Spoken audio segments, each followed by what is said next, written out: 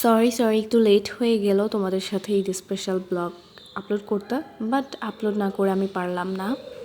Hello everyone, আসসালামু আলাইকুম। কেমন আছেন সবাই? আশা করি সবাই আল্লাহর রহমতে ভালো আছেন। আর সবাইকে ঈদ মোবারক। কালকেও দিয়েছি, আবার আজকেও দিচ্ছি, কারণ ঈদ নাকি 3 দিন থাকে। সো শুরুটা করি আমাদের সকালে নাস্তা দিয়ে। সকালে নাস্তায় হচ্ছে নুডলস ছিল, চা ছিল, আম কাটছে আম্মু, আর সেমাই তো মাস্ট থাকবেই। তো আসলে আমাদের প্রত্যেক ঈদেই সকালে এই টুকটাক হালকা পাতলাই নাস্তাটা থাকে।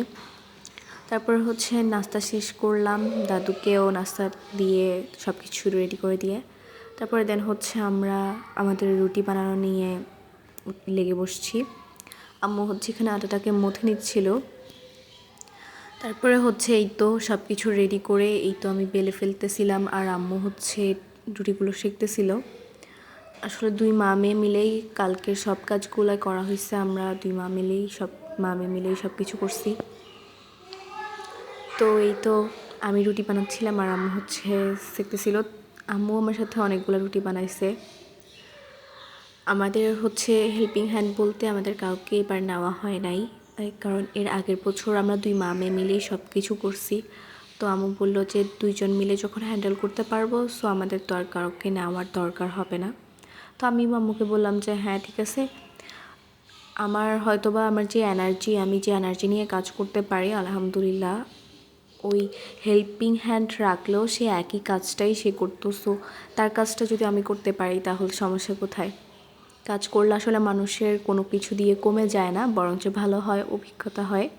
তো এর মধ্যে হচ্ছে রুটি বানানো শেষ করে আম্মু একটু আসছে যে মাংস কতটুকু কাটা শেষ হয়েছে। এর মধ্যে আমাদের প্রায় মাংস কাটা অনেকটাই শেষ হয়ে গেছে।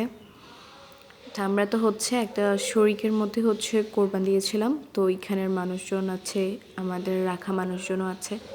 আর এরপর বাসায় আসলাম, বুন্দাহাকে গোসল করাই দিলাম, তারপর তাকে রেডি করে দিছি, ব্যাস সে ঢং করায় ব্যস্ত। আর তাকে নিয়ে ছাদে চলে আসলাম, কারণ ছাদে ভিউটা সুন্দর আসে। কিন্তু কালকে হচ্ছে আমাদের সকাল টাইপের দিকে একটু বৃষ্টি হয়েছিল হালকা পাতলা, তারপর হচ্ছে এমনিতে একটু মেঘলা মেঘলা ছিল। আর এই যে এখানে আমার হাত দেখাচ্ছিলাম যে মেহেদির আর্ট আর আর্টিস্ট যে তার হাতের অবস্থা।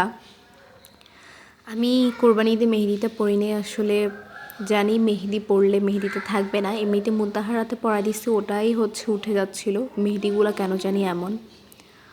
তো আমি এই কারণে পরি নাই যে কাজ করলে হচ্ছে যে মেহেদিটা থাকবে না। তারপরে এই তো 12টার মধ্যেই হচ্ছে আমাদের যে রান্না করার জন্য যে মাংসটা থাকে, এটাকে আমাদের নোয়াখালীর ভাষাতে হচ্ছে আবজোশের গোস্ত বলে, কোথায় কি বলে অবশ্যই জানাবেন। এটা নিয়ে আসছে আর আম্মু সব কিছুকে একসাথে মেখে, যেহেতু অনেক বেশি মাংস, তো আম্মু হচ্ছে সব কিছুকে একসাথে মেখে তারপরে হচ্ছে দেন বসায় দিবে। আর এইটা কিন্তু মাংসগুলা কিন্তু আমাদের মাটি চুলায় রান্না করা হয়েছে। আর এই যে কথা বলতে বলতে আমাদের মাংস প্রায় রেডি। আর আমি ব্লগ ভিডিওটা কালকে আপলোড করতাম, বাট কালকে কাজের এত প্রেশার ছিল, তাই কালকে আর আপলোড করি নাই, আজকে আপলোড করলাম। কেমন হয়েছে আশা করি সবাই জানাবেন। আর সবাই অনেক বেশি ভালো থাকবেন, সুস্থ থাকবেন। আজকের মতো এখানে বিদায় নিচ্ছি। আল্লাহ হাফেজ।